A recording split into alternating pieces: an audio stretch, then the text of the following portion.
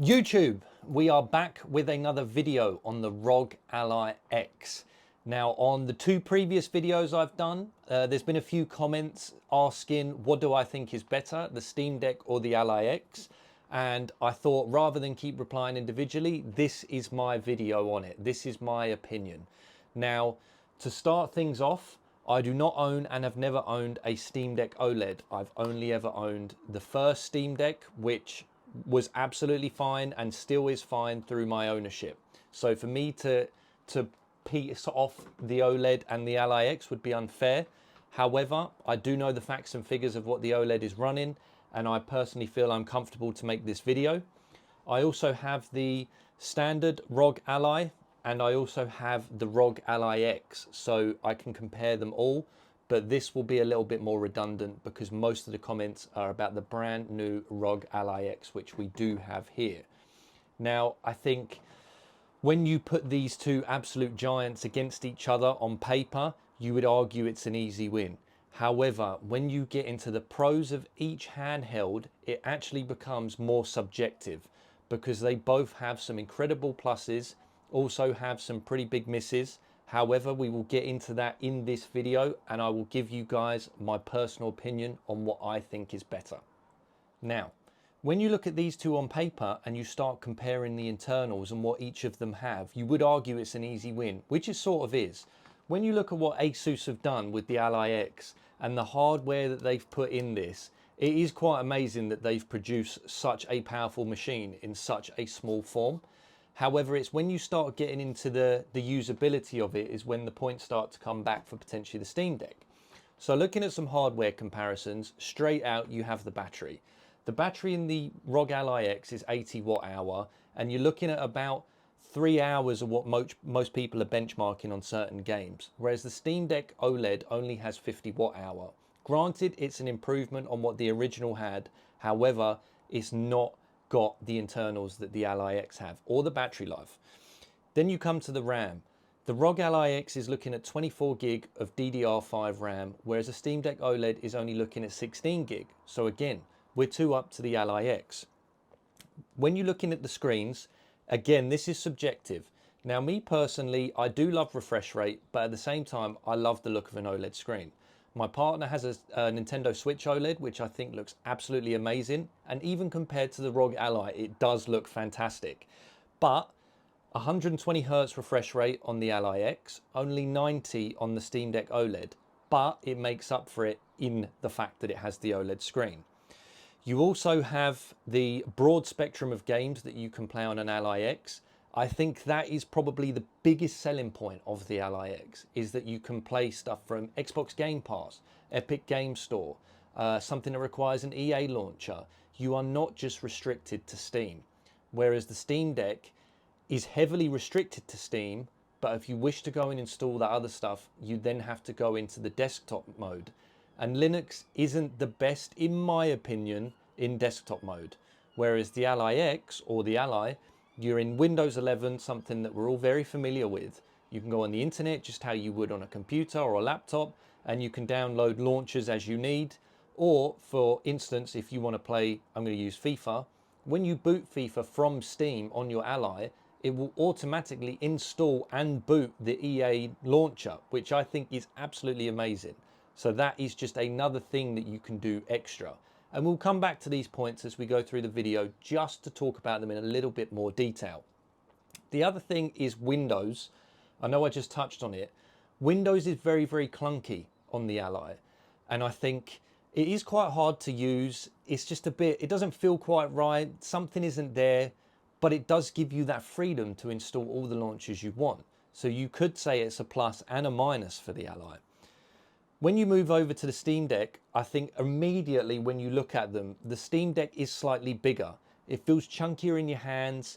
The toggle sticks are in a really, really good place. And I think the button placement on the Steam Deck is really well done. And obviously what they have done is brought these touchpads, which I really like. I didn't really use them much when I was using it, but I do really like that. But in your hands, it feels nice there. They sit in really well. Whereas the Ally X, granted, has had the overhaul on the chassis, I still do think it's very, very comfortable. But if you said down the line, what do I think is more comfortable? I would say probably the Steam Deck. The other thing is simplicity. Now, it depends what you want from your gaming. It depends what you want from your handheld. It depends what you want to do and how often you want to use it. This is why I've said this review is subjective. So if anybody here has had a PSP or a Game Boy, the Steam Deck is sort of reminiscent of that. You turn it on, you boot it up, you put in with your Steam library and you go, you play. It is as simple as that. It's switch on, play, put down. Whereas the Ally feels like you have to put a little bit of work into it. You have to wait for Windows to load. You then have to wait for Steam to load, as in a PC form, or you have to wait for a launcher to load. And it just feels a little bit like you're firing up a computer rather than just a gaming handheld. But if you are willing to move past that, the Ally is absolutely fine. But I do like the simplicity of the Steam Deck. Now, the big one for me, which is something that it obviously is going to play on most people's minds when looking at stuff like this, is the cost. Now, when you look at the cost of the Steam Deck OLED, it is as low as £479 UK for a 512GB OLED Steam Deck, which I think is a really, really good price for what you get in the box. Now, if you wish to move up to the 1TB version, you're looking at £569, I believe it is, which is a lot of money, but you're getting a 1TB handheld with an OLED screen, which works straight out of the box and is super easy to use, whereas the Ally X is £800. That is a humongous step. So for that reason, obviously you would say the Ally X is either A, got to be really, really good, or B, the Steam Deck is really, really cheap. Again, subjective.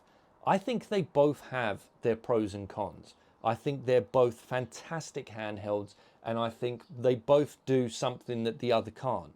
But if you wanted an outright opinion on what I think is better, the Ally X is better due to the vast range of what you can play. The battery life is fantastic, and it plays AAA games so smoothly, I cannot explain. Now, one game that I did play was Forza Horizon 5. I played that on my Steam Deck. I haven't got any footage of it just now, but I played that on my Steam Deck, and I found it was just a little bit clunky, a bit laggy, a bit glitchy, whereas the Ally, even the first Ally, you turn it on and you just play. I absolutely love that, and I think the fact that you can play AAA games like Elden Ring and Forza Horizon and FIFA and Formula One and all these other amazing games, problem-free, I think is such a testament to what Asus have done with this. And that for me is probably why I wanted it, just because of the technology it was packing. Now, if you said to me, what do I want from it? Why do I use it? I use it for 15 to 20 hours a week, mostly just chilling on the couch, you know, maybe putting a film on and just playing it in the background, or even stuff like grinding for materials on a certain game whilst I'm in bed, you know, just trying to wind down after a hard day's work. I don't put it through its paces. I just play the game that I'm currently enjoying on my computer, and I'll use the Steam Cloud to do it. Now, a few people also mentioned Xbox Game Pass. That is a thing, absolutely, and it works absolutely fine on the Ally. You install it, you run it, you download your games to the cloud, and you are off. You are there. And I think the fact you haven't got to go through the back door of Steam Deck to Linux to then get in and install Windows, perhaps, the Ally just works straight out of the box. There's all these little things that all add up, and they also bring each other very valid, like a valid fight to the table. But for outright power, the Ally X to me is the supreme winner. Now, like I say, I've never used a Steam Deck OLED, but I have used the Steam Deck for far longer than I have the Ally. And I'll be honest, I fired it up last night to update it to make this video, and I actually kind of miss it, just the ease of it. Picking it up, turning it on, installing your updates, boom, let's play, what are we playing? And I think for me, Steam really did nail that. Like, Valve done such a good job with that, and I feel like they really carved the way through for handheld computers. But then Asus have come through and have absolutely blown them out of the park with the technology they've chucked into an Ally. I think the more I've thought about making this video throughout the week, I've thought of all these pros and cons, but like I say, it is very subjective. But if you wanted my absolute personal opinion, I do feel that the Ally or the Ally X are better than the Steam Deck, purely for the vast range of games you can play, and the performance they put out means you can play games comfortably without jittering and lagging and sort of glitching. You can just turn it on, you can play it, and you can really progress. I think the fact it's got double the battery life is fantastic, and you can see it. This past week, I've really been getting involved and really digging into the Ally X, and I've really enjoyed it. It is super comfortable. Again, I don't think it's as comfortable as the Steam Deck, but I think it's perfectly comfortable over periods of time, where I would happily say right now, if I had to choose again between a Steam Deck and an Ally, I would buy an Ally. And the fact that they have just released the Ally X, which is just packing so much power, I would say £800 is worth it. I think if you're going to use it and you're going to play it, absolutely worth it. I can't recommend it enough. But I am not saying that the Steam Deck is not worth it. I think the Steam Deck is just as capable of ticking boxes and fulfilling people and people enjoying them because of how easy they are to use. And I do think they are a good looking machine. I think the Steam Deck is a good looking machine. It's got a little bit more, like, I don't know, build about it, and I love it. I wouldn't change it for the world. I love having both, and I think making this video has really wanted me to get back in and get using the Steam Deck. Now I'm going to quickly interrupt here because there's something that I forgot to mention whilst making the video previously. So we're going to cut in and we're going to cut back out as if I was never here. One thing that I do love about the Steam Deck is that it came with a carry case, with a screen cleaner, and a pouch for your charger. The Ally does not come with any protection straight from the box. So you either have to pay extra for that or you have to run it without. Now, with the previous Ally, the first one, I bought the travel case, which is fine. I've got a perfectly good travel case there. I think it was like £24.99 UK, £24.99. But the Ally X, they are releasing a hard travel case, which I do really want, but it's out of stock currently. Reddit are saying it's going to be maybe 3 to 4 weeks after release, so we're probably looking at like another 2 to 3 weeks from now, and that's £35.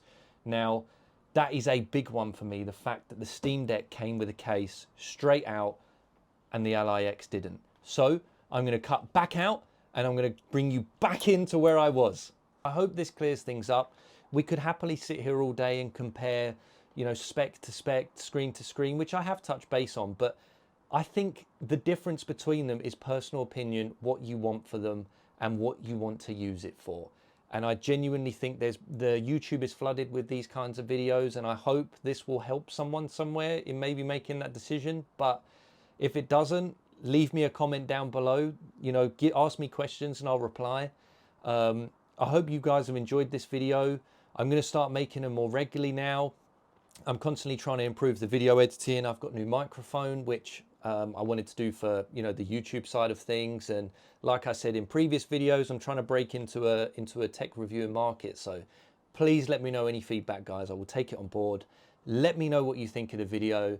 Hit that subscribe button, give me a like, and I look forward to seeing you in whatever comes next. Thank you very much, guys. Bye-bye.